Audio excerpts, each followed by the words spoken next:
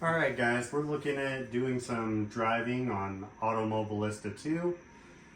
I'm going to go and just run a couple tracks that I'm more familiar with. Just kind of run you through on my personal switch from a controller that I've played on for so long to now running more of driving wheel setups. And I will say it has been kind of a learning curve. Like, I feel like there's a lot more in controller that makes it a lot easier on you, but also I think there's a lot on driving on a steering wheel that makes it a lot easier and more fun to drive, in my opinion. But I just wanted to kind of do a little bit of driving for you and go through my kind of progression. So one of the first things, like, I really started just trying to have fun, not really serious about it when I got the wheel. Like, I was lucky enough that my Canis C5 was given to me by my father-in-law for going and driving for the first time on his channel and kind of a direct drive setup.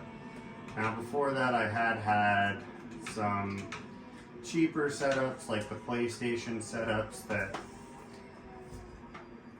weren't quite as nice and just never felt as fun to drive on as these. So I do like them now.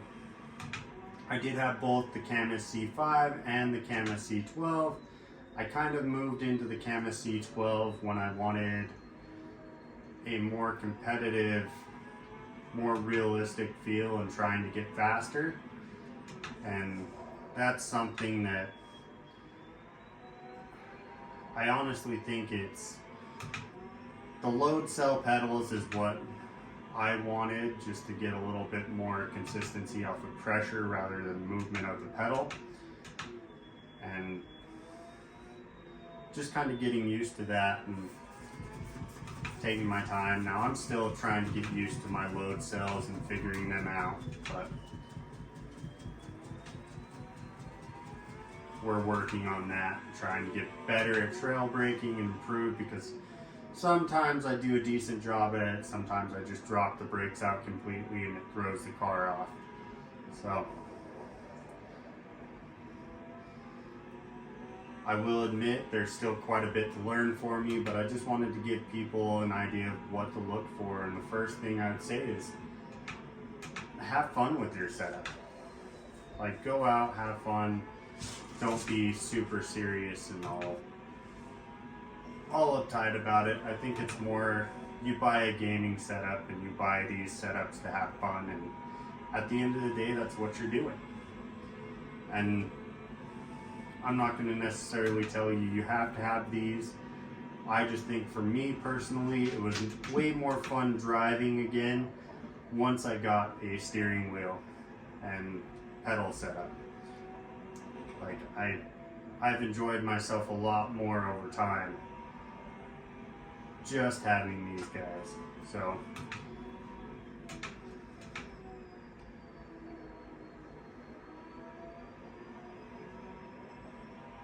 I would recommend that first part you want to really realize is you're gaining a lot of speed by holding speed through these corners. And so working on your trail braking and working at getting better at holding your speed through these corners is going to be something that's huge to you getting faster and improving really on your racecraft. And like, you're going to make mistakes. The car's going to spin. You're just gonna have issues, but you're gonna get to a point where once you get used to that, you're gonna start wanting to look for more consistency, watching your laps, seeing your times and your time splits, and trying to improve on those and get them more consistent, on top of making them faster. But yeah, overall, I think my move to Logitech, I've enjoyed my Logitech now. Is there things that I found out after that I wished I would have went to a different setup? Yes. I've tried a set, like I said in my last video, I tried a set of Fanatec pedals, and I do like that they have more adjustability than the Logitech rather than just adjusting the stiffness. I like that you can adjust how much throw you have in the pedal and all that as well. And I haven't drove a lot on the Fanatec setup.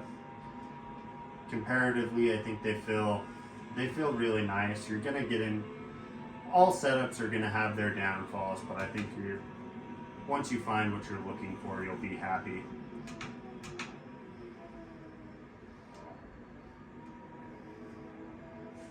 Now, if you're looking to go directly into direct drive and you want something that's a good wheel setup that's going to be fun to drive on, I've personally drove on the Thrustmaster T598, and for the price, it's just a really fun experience and a good setup for the price, and it's starting to actually get it to where they can build upon that line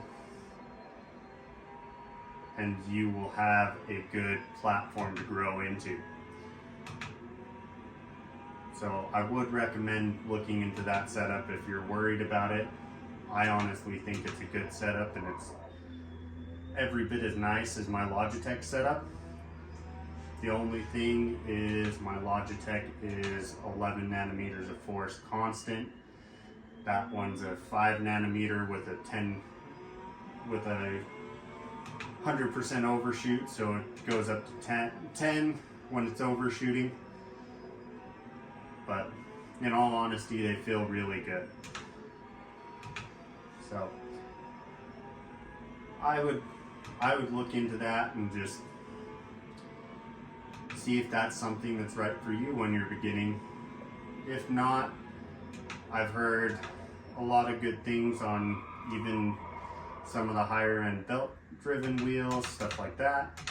So don't let anything be a deciding factor. Make the best decision for you. Now, the only reason there is some things I think Logitech could have added a little bit more adjustability in their settings. I think it's a little bit too simplistic, and it kind of kills your adjustability to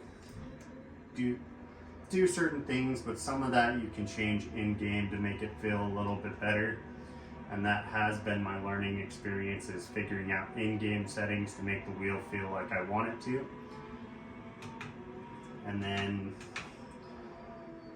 just the overall learning experience with the wheel and trying to get better. Because going to a wheel from controller, even going from wheel to wheel, you're going to have quite a bit of learning curve on it, and you're going to have to relearn kind of a little bit of your technique and kind of adapt to the different wheel. But overall, I think driving on a wheel is a more fun experience for me. Like, I really enjoy it. It's been something that's got me into a lot more racing games as a whole. Like, I used to play a lot of Gran Turismo when I was a kid, and it kind of just died off because I played a lot of Need for Speed, and I wasn't into track racing games anymore. But I've started to grow and really like track racing games again, and grow into playing a lot more of these. Now I still play like Forza and some of the other ones, just for a fun game to go to and just drive around and have fun. Like, and a wheel will get you to have fun on there. Now, going from a sim to a simulator style game to like Forza or something that's more like, not necessarily Forza Motorsports, but like Forza Horizon or something like Need for Speed, you're going to have a different feel, in my opinion. It's not going to be quite as simulator type feel. They optimize like Forza Horizon feels like it's optimized a lot more for controllers, and it takes a minute to get used to a wheel on that game, but it does make it a lot more fun. Now, this is probably going to be my last lap, and I'll finish this up and go through. Well, now it's definitely my last lap. But overall, I think my experience on the wheel has been good. It's just been a learning curve, and my biggest advice to you guys is don't rush into getting into these higher end setups. Like, you can do a lot with a little, and you can just slowly progress and learn everything, because I did rush a little bit and I kind of regret it at some points and don't regret it at others. But I just wanted to put out a video showing a little bit of driving. I may do a little bit of rally racing too later. We'll see if I video that. But yeah, overall, I hope this video is entertaining for you guys, and please like and subscribe. I figured I'd add as a little side note, if you guys have anything that you'd like to see, particular content while I'm doing this, like, please feel free to comment and I'll try to meet those as best I can. All right, thank you, I appreciate it.